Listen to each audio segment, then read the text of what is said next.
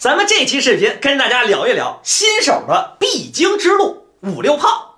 那什么是五六炮呢？咱们先来举一个小例子，比如说红方当头炮，黑方当头炮，红方跳马，黑方跳马，红方出直车，黑方拉横车，红方五六炮，黑方跳马，红方再跳马。咱们现在的阵型就是一个经典的五六炮双正马。那为什么新手特别喜欢这个阵型呢？咱们来解释一下啊。首先，自己的双马都是有根的，而且中路还有一个中炮，视角炮它也不是没用啊。这个阵型最主要的特点是什么呀？缓攻，自己的双马相当的安全。比如说我是一个新手，最爱丢的大子是什么呀？肯定是马呀，马这个子太弱了。五六炮这么一放，自己的双马都有根，所以新手非常乐意走成五六炮的布局。咱们来深入了解一下五六炮究竟怎么可以进攻对方呢？其实呀，在我刚刚学习的时候，就会一种布局，那就是五六炮；就会一种杀法，那就是铁门栓。但是我经常利用这个套路，战胜了小区不少的高手啊。咱们看看五六炮经常用的套路是什么呢？比如说红方当头炮，黑方当头炮，红方跳马，黑方跳马，红方出直车，黑方拉横车，红方五六炮，黑方平车站位，先手捉炮。红方赶紧补士补后自己的阵营，黑方跳了一步边马，那么红方跳正马，黑方平炮。当时啊，红方并没选择一步出车，而拱了一步卒，活通自己的马路。黑方一看你不出车，干脆你还别出了，所以他先把车给出来，红方进车巡河。现在五六炮的特性就已经展现出来了，我有一个内炮，随时准备上马打车。此时此刻，黑方正确的走法是应该走一步进车过河，死保内道啊。比如说红方继续上马，那么黑方进车巡河，把自己的阵型走的是结结实实。红方此时往上一踩，黑方可千万别理啊，直接退车搬马。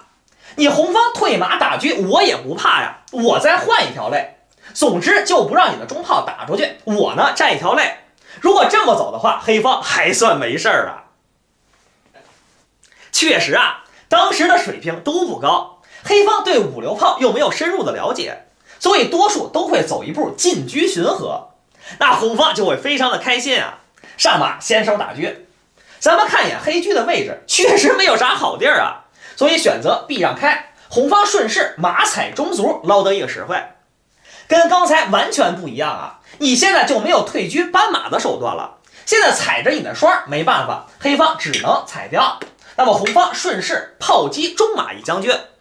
很显然黑方你补一个士六进五肯定不合适啊，红方直接沉一个底车，立刻就半死不拉活了。所以现在黑方没办法，只能补这个士四进五。当前盘面，当黑方士四进五以后，身为红方来说面临着巨大的抉择，这个巡河车到底是站4路线好呢，还是站6路线好？咱们做一个假设啊，比如说红车占领了6路线，你到底想干什么呀？首先你把士象倒一下，然后呢出老架肯定不现实啊，这得走多少步棋啊？如果说给中间填一个架子呢，很显然也是相当的慢。所以说红方现在正确的选择是应该走一步平车，占领自己的4路线。轮到黑方走棋了，当时黑方一琢磨，我要是平车捉你的炮，你肯定套炮打我呀，那我不是白走了吗？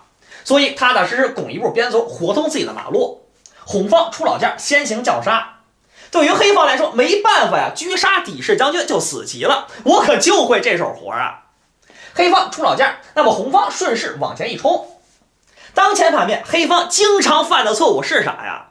一看我的中炮终于可以动火了，顺手平一将，那么红方平车反将，一下黑方的阵型可就碎了。很显然你再垫炮不行啊，直接前车后炮直接就砍死了。所以黑方没办法，只能补士。那么红方顺势杀进去，很显然当前盘面红方胜势无疑。当说到这里还有一些小激动呢，好像回到了多年以前下棋的感觉。当前盘面黑方就会琢磨，好家伙，你不攻我，我攻你，所以没办法呀，只能黑方往前一冲，那么红方顺势一杀。当时黑方就会想啊，让你把俩车都出来，那我哪受得了啊？我这个车杠着干啥使的？就是掐车来的，所以选择一步进车过来跟红方对车。因为当时红方已经没有任何杀法的概念，心中只有一条，毫无杂念，我就要铁门栓呀。所以当时红方退了一步炮，把车气给你吃了。那黑方一看，你小孩哪会下棋呀？这不出了一大漏招吗？直接把车一杀。那么红方平车一将军，黑方没办法，只能进老件，你垫什么东西都没有用啊。所以黑方进老件，红方一补士，棋形至此绝杀无解。因为无论你黑方走什么棋，都拦不住红方以后沉车将军了。所以当前盘面红方胜势无疑。真的是不得不说呀，当时这招棋真的是战败了不少高手呢。即便当前盘面黑方看出来，那也是无济于事了，肯定解不了杀了。比如说黑方往下一点，那么红方一照将，你肯定得进老将啊，继续往下一冲，活通自己的车路。无论这步棋你黑方走什么都解不了杀。比如说黑方往前一冲，那么红方平车站位，底线叫着杀了，你肯定得管呀。你打象将军我就上将，那无所谓啊。比如说现在黑方出老将，那么红方继续一照将，电炮或者芝士都不能解杀呀，没辙，只能进老将，再继续戳底一将军，就是绝杀无解了。那说五六炮这么厉害，六路炮你的威力发挥到淋漓尽致，那五六炮究竟有没有缺点呢？咱们来总结一下啊。咱们刚才发现五六炮好强啊，那究竟五六炮有什么弱点没有啊？咱们来举一个小例子来说明这个问题。比如说红方当头炮开局，黑方猎手炮，红方跳正马，黑方跳边马。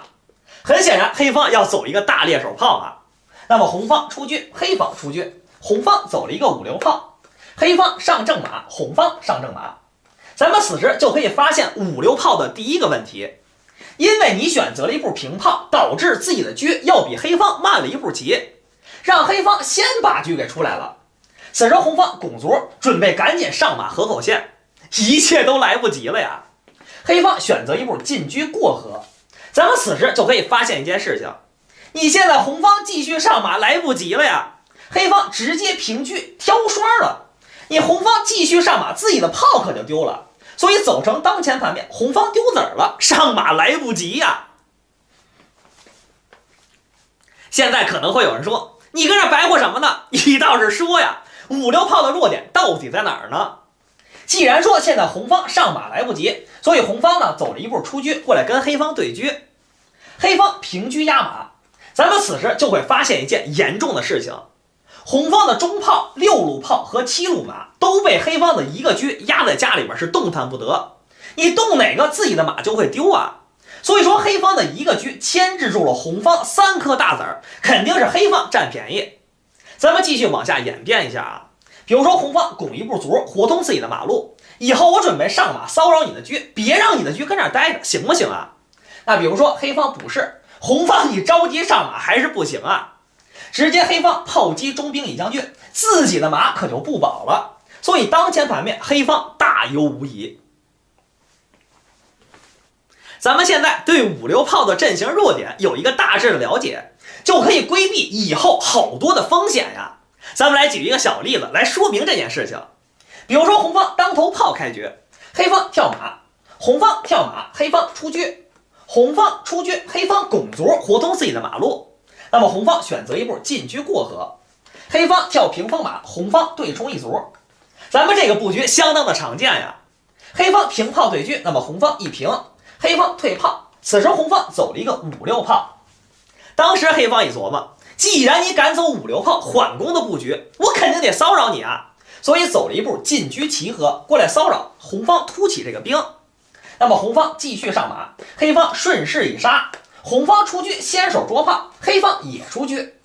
此时此刻轮到红方走棋了，咱们已经知道五六炮阵型的弱点，就是你黑方的车再往下一压，我这3颗子儿就动弹不得了呀。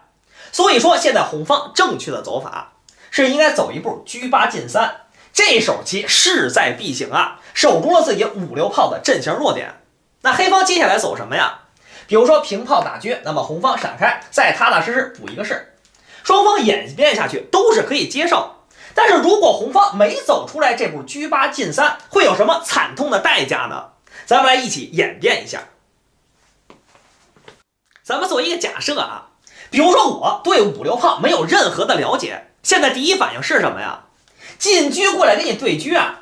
如果你把车给我对了，我顺便上一脚马，那多舒服呀！黑方顺势往下一点，红方有点傻眼了，自己这三哥子动换不了了，走什么呀？我得继续采取攻势啊！所以走了一步兵五进一，准备中路强行突破。黑方平炮打车，那么红方闪开，继续又还架了一个中炮。很显然，红方的中路也有点单薄呀，所以选择了一步补士。黑方上了一脚外马，此时此刻对于红方来说相当的难走啊！以后眼看着人家上马踩兵，然后盯住自己的中炮，很显然三路马就受攻了，所以当前盘面黑方大优无疑。咱们通过刚才的小例子，已经知道了五六炮的阵型弱点，就是让人家把车给压上，肯定不舒服呀。假如说人家已经把车给压上了，自己有什么破解的方法没有啊？咱们再来举一个小例子，咱们平常在看比赛的时候，哪个布局五六炮比较的多见呢？就是红方当头炮，黑方反攻马的布局。此时红方上马，黑方平炮，红方选择一步出车，那么黑方上马，此时红方就会多数选择五六炮。那为什么这么说呢？比如说现在红方直接跳起一脚正马来，黑方的反攻马又叫做加炮平风马。那为什么他要加一个炮呢？主要的目的就是不让红方迅速的跳起双正马来。如果现在你红方强行往起上马，那么黑方就有进炮打串的手段了。这边不仅打着骂，而且自己的炮还挨着瞄呢，所以当前盘面黑方比较的满意啊。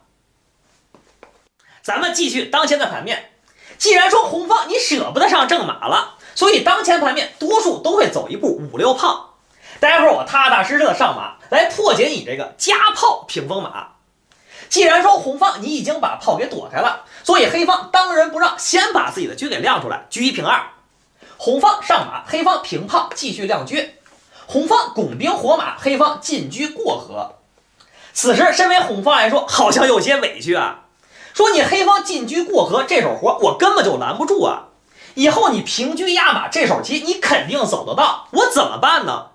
现在红方补士，黑方一压。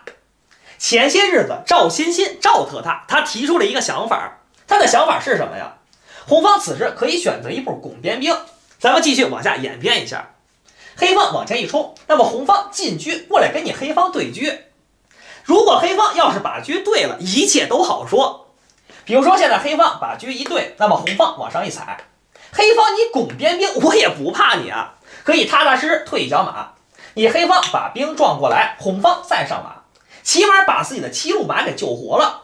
棋形至此，红方还算满意。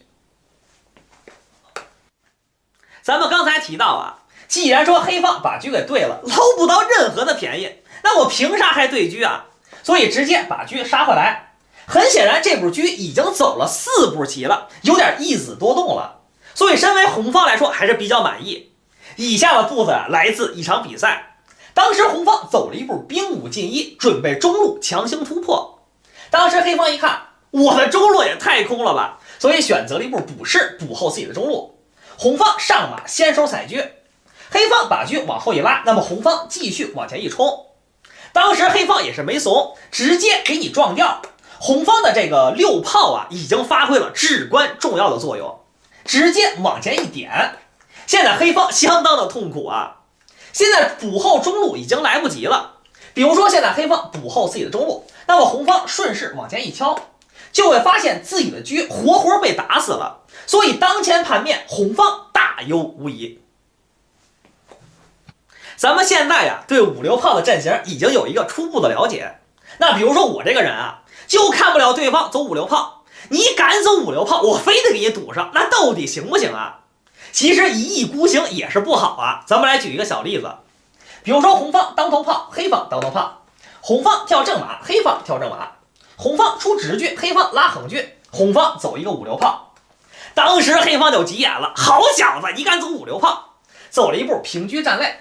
那么红方补士，黑方上正马，红方上正马，黑方进车过河，我非得给你堵上不可。此时红方选择一步出车，那么黑方一杀。虽然说现在黑方压住了红方的重要的位置，但是红方的双车相当的明啊，红方也会有一定的反击手段。走一步进车下二路。此时此刻，身为黑方来说有点痛苦了。以后你平车捉我哪个马，我也受不了啊。那现在走什么呀？赶紧走了一步卒入进夜，准备把马盘中。红方此时往前一冲，黑方出车。红方选择了一步平车抠马。当时黑方是左思右想啊，如果我走马3进5，你把车往上一堵，那不是无根车马吗？干脆我走一步马7进5，那么红方顺势往前一压。咱们来盘点一下当前阵型。咱们说呀，黑方达到目的没有？他肯定达到目的了呀，把红方的马给压住了。但是自己的车走了几步棋呢？走了1步棋、2步棋、3步棋、4步棋。而这个车平常到达这个位置需要几步棋呢？那最快肯定需要2步棋啊。一般到达这个位置需要3步棋，1步棋、2步棋、3步棋。也就是说，你黑方亏了一招棋呀。咱们再看看。黑方你为了急于压住了红方的马，自己的阵型也走的是破烂不堪啊，让红方压住了黑方的无根车炮，而且自己的中马也是动弹不得，以后还得防着红方点儿，以后红方进炮搬马这手活也不舒服呀，所以当前盘面红方优势无疑。咱们来稍微总结一下这期视频，咱们第一件事说的什么呀？5流炮的基本套路。一定要把6炮这个炮啊作用发挥到极致。那第二件事咱们说的是什么呀？5流炮的阵型弱点就是让人家把车堵住自己的7路马，肯定不舒服呀。那第三个事咱们说的是什么呀？如何解救自己的7路马。那第四个事说的是什么呀？就是说，如果你身为黑方，不要不顾一切代价，你就要压住红方的马，自己的阵型导致破烂不堪，那也是得不偿失啊。如果您喜欢这期视频，希望您给我点一关注，以后您就可以看到后续了。非常感谢您。